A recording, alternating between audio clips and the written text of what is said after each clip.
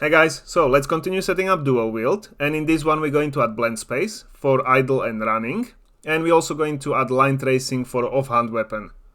First thing, for blend space we need to go to animations and open 200 one. We do have one blend space setup, so we can just Ctrl and D to duplicate it, and this one will be dual wield blend space. Move it into dual wield folder. And now let's open it. So dual wield blend space.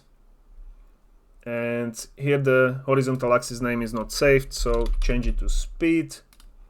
And then in the previous video you had the link to download the idle animation and running animation. We also need to make a walking animation, which we have here. So that will just be slowed down running. So let's go to dual wield run and duplicate it. And this one will be walk forwards. And open it up, and we can just change rate scale to like 0.6. Again, it's not perfect because it's just slow down running, but it will do. You can adjust it slightly so it doesn't look like he's, jumping up and down too much. But I'm not going to do it on the video because it takes a long time. And let's just open the blend space again, and here instead of the first one I'm going to delete it. Here change the snap to grid and search for dual wield idle. This one here, we'll go to idle.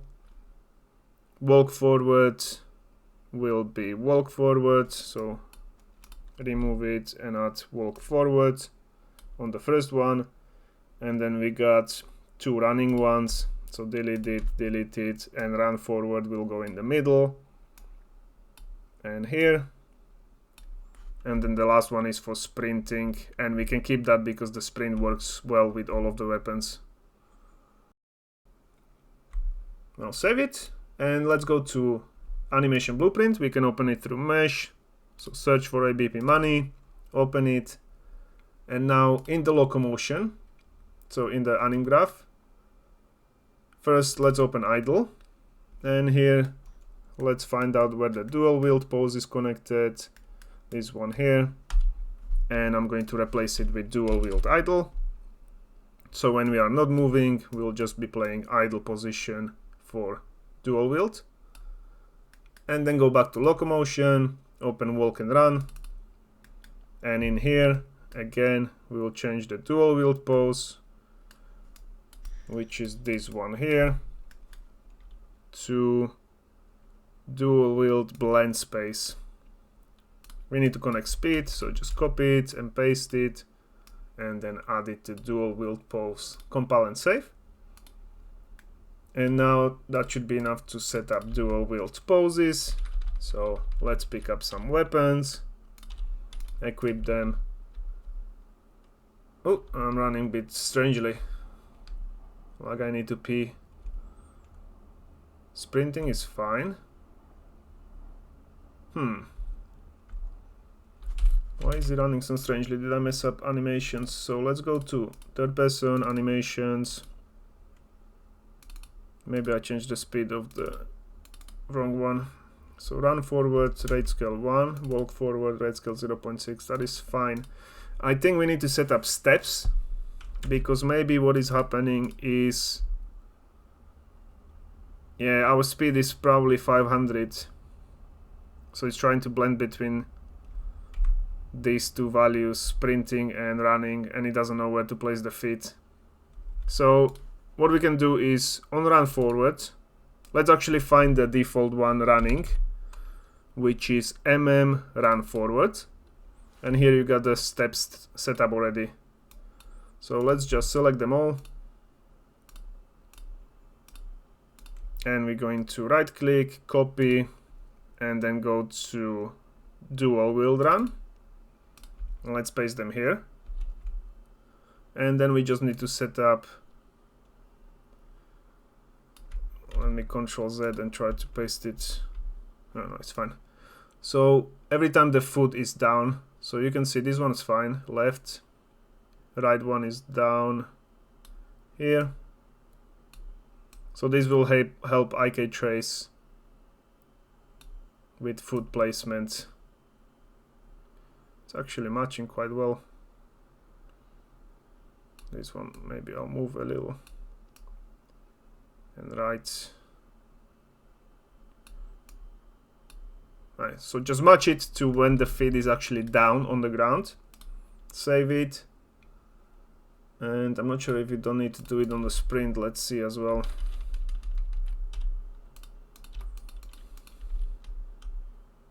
Yeah, there we go, that's better. Okay, so when he's sprinting, it's fine.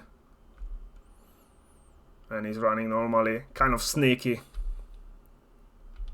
So I like that. And when we're standing idle. Except for, we probably will have to fix the head position, because as you can see, he's looking down too much during this whole animation. Idle one, so if I'm trying to look left and right, it doesn't look very good.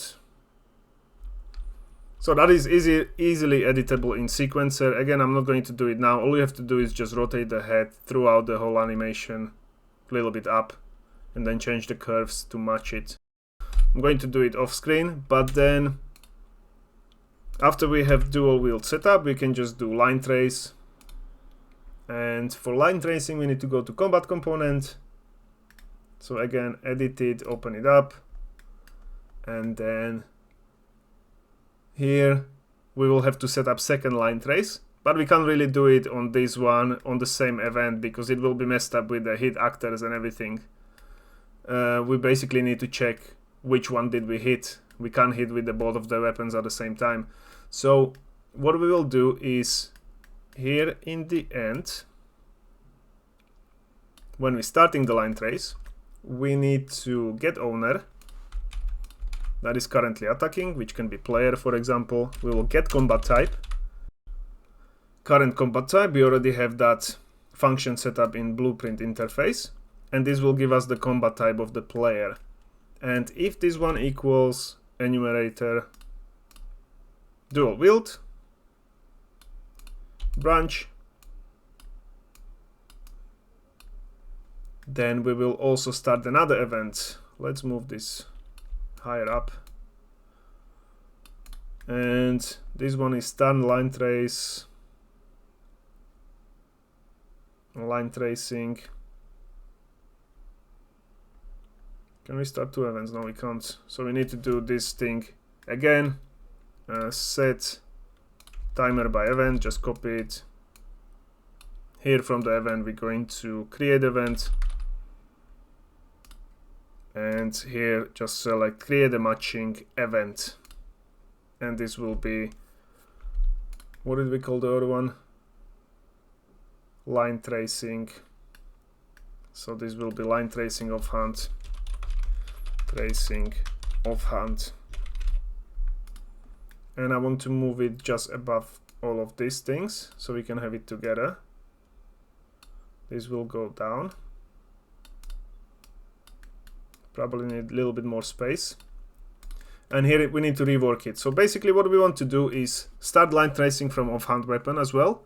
But if in the same attack we hit that actor, we will add it still to actors to ignore. That way only one of the line traces can hit. So as soon as we hit with one weapon, doesn't matter if it's offhand or main hand, we will actually play the apply point damage. So here, get this part, and hit result, all this, until the loop. Copy it, we're going to paste it. And here, connect it. Same thing, radius, enemy, debug type, and here instead of main hand, we're going to connect offhand.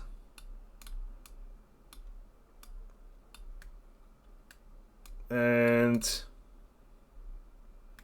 one thing before I forget, we also need to promote these two variables. So we do have this line tracer handle, Control and D to duplicate, and this will be handle 1. And then we will set it from this timer. And now we do have end line trace or stop line trace. So we're going to also clear this, clear and invalidate, and we'll stop that line trace. and then clear all the actors. Now, so we do have actors to ignore. This we need to remake a little bit, so move this down. First we're going to check if we actually hit something. That will be important since we have 2 line traces.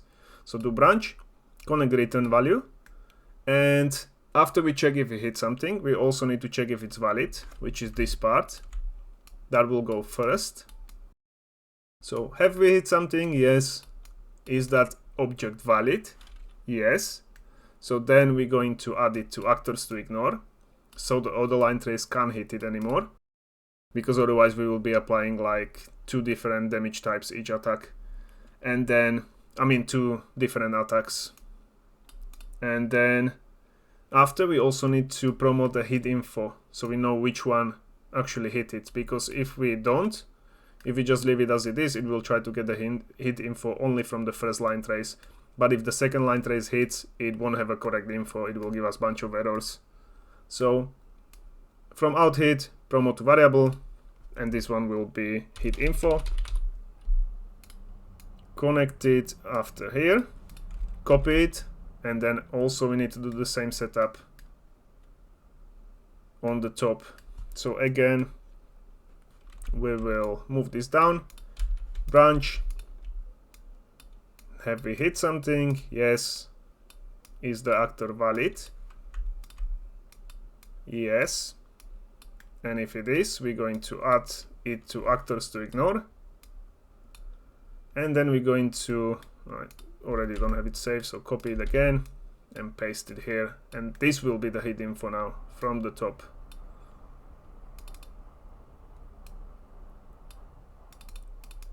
All right. So now we will connect this one here, and this one from the bottom will also go to for each loop. It will only happen when one of these actually hits. Close this so it's not overlapping. Close this one. And then from the hit info here, we need to connect actually the hit info from this one. So get it. Let's break it open. And then what do we need? We need hit from direction, which is impact point. Base damage is the same, damaged actor, so that's the actor that we actually hit. We need to get it from here, so that will be the damaged actor, hit actor. Damage causer is still the owner, damage class is still the same.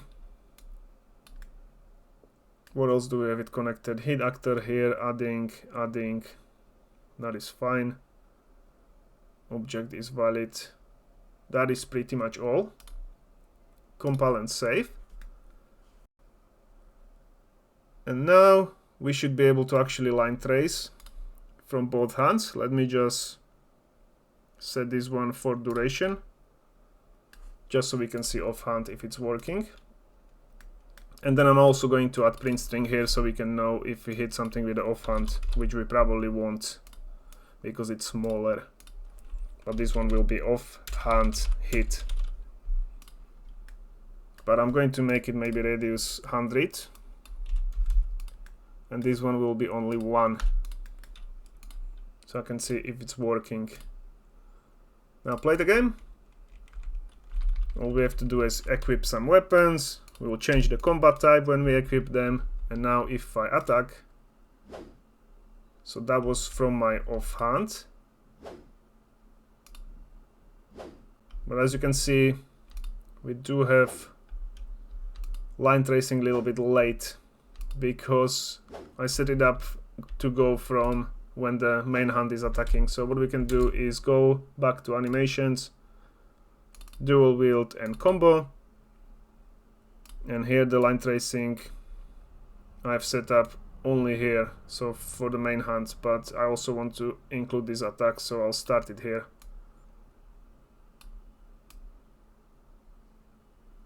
Let's check the other ones. So it is fine because it's together. We can just extend it maybe a little bit. And then on the last one, again, he's attacking with both weapons, so that is fine.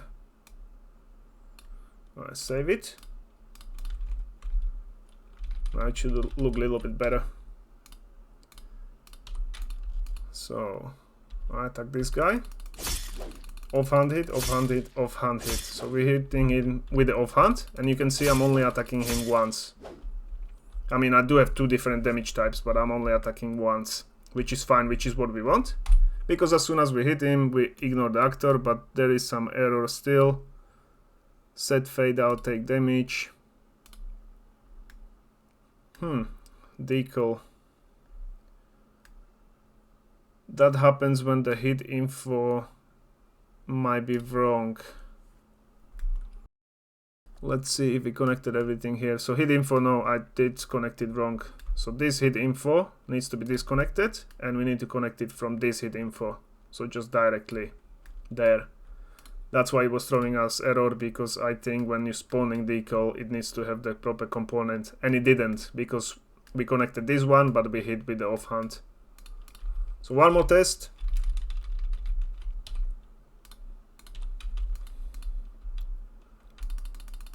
Offhand hit, offhand hit, offhand hit. Right. So it's attacking normally. And now, just you might have noticed there is one thing that sound is not playing always on the second hit. And that is just because we changed something. Let me remove this offhand hit and connect it where it belongs. In take damage, we do have that thing that prevents us from spamming the flash hit sound, which is this branch here. So if it's valid, if it's already playing, it won't be playing again. But then sometimes our attacks are too fast, like now for dual wield. So the first sound from the first attack still playing, and then the second one from the second attack won't actually play even if we hit something. So this is not the best setup. What we're going to do, we're going to change this whole thing. I'm going to remove this validity, remove this branch, remove this spawn sound, just disconnect it, and remove the hit sound from here. Then I'm going to just connect this here, but then connect this one back.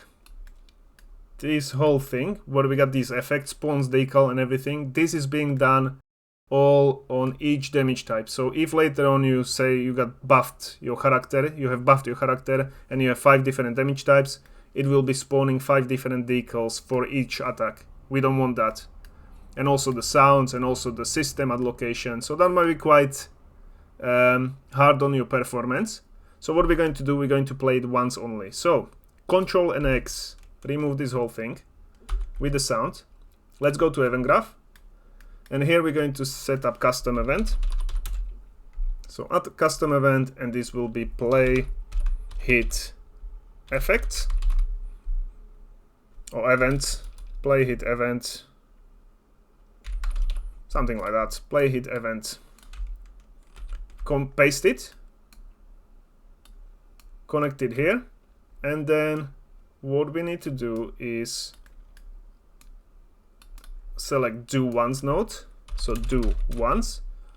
This will only execute once each time, but we need to kind of reset it after each attack.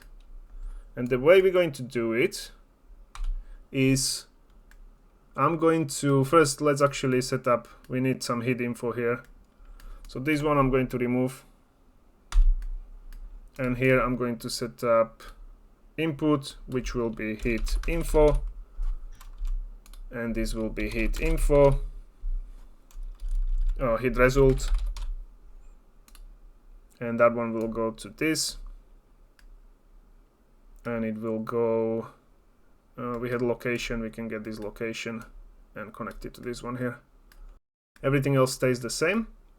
Compile and save. First we're going to connect it, so play hit event will be on take damage.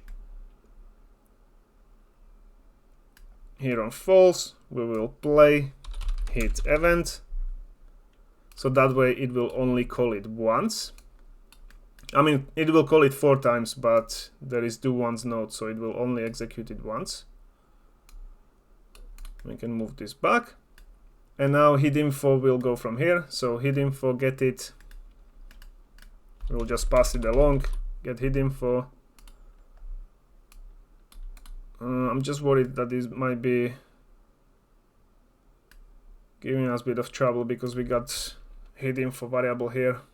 I'm going to rename this variable we created to hit result.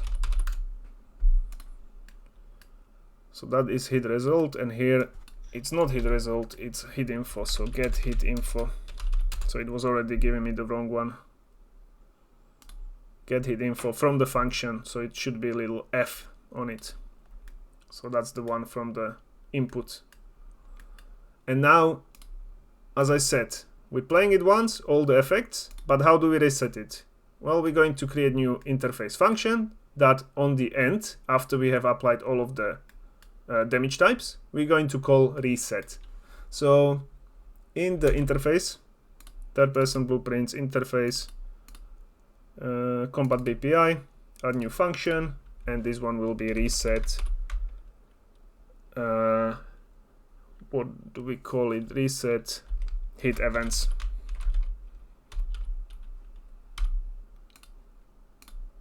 Compile and save. And now we need to call it to access it inside the combat component. So from the hit result, we got hit actor that we actually hit. So from there, we're going to get component by class, because we need to get actually the enemy that we are hitting, and we need to reset it there in the enemy, not in itself, not in the player that is attacking. So I got the wrong one here, so it needs to be get single component by class. So get component by class. This one will be stats component. Stats, what am I saying? Combat component. And we're going to call reset hit events message. And we will reset it. This is messy, but just reset it on completed. So after we have applied all of the damage types, we will call reset, and it will reset all the hit events so they can happen again. And on reset hit events, we're going to now, in the combat component, double click on it, and we're going to connect it here where we just set up this, and it will do reset for do once node. Okay, and we can also do it for all of the events that are happening. So we also have it on block sound. So for example, let's go to take damage, and in calculate block damage, is it play sound 2D, which is block break. We can do it for this one as well, but here we do have play sound for blocking. So again, it's playing multiple times on each damage type. So instead, let's go to event graph, custom event, and this will be play block sound. Or is there block events? Play block events, because there is also effects as well. So play block event, and in calculate block damage, we're going to play block event. And then we can select all of these, Control and X. Is that where it ends? Yeah, Control and X, go to event graph, paste it here. And again, we need to do once.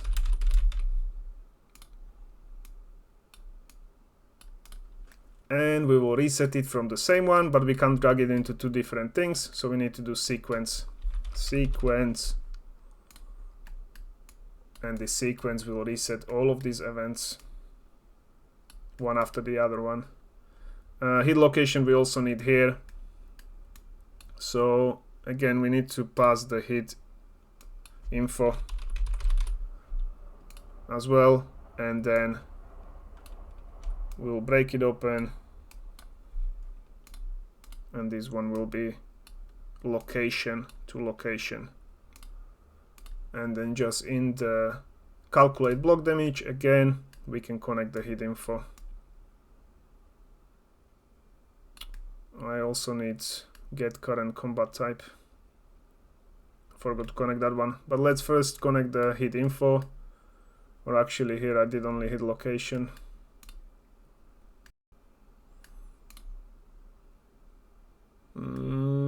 I'll change this one on the hit info block damage.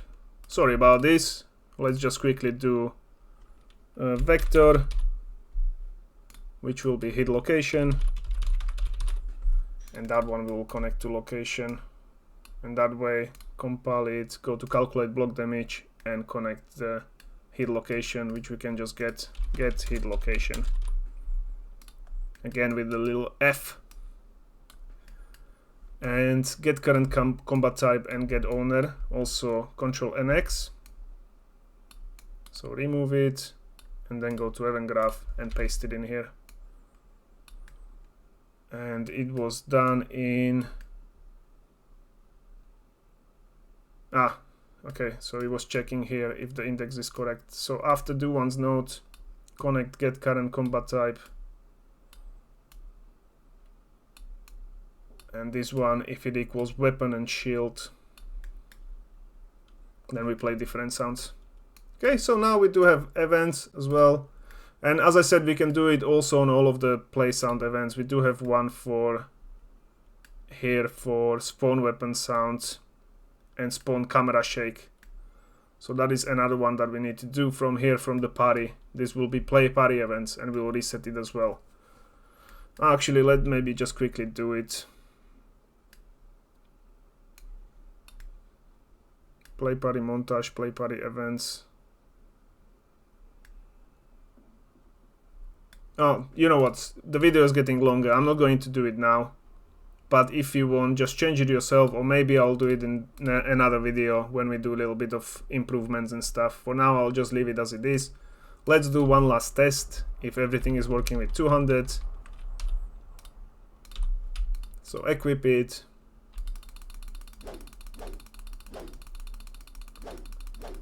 Maybe I should have turned off the line trace, but if I go to this guy,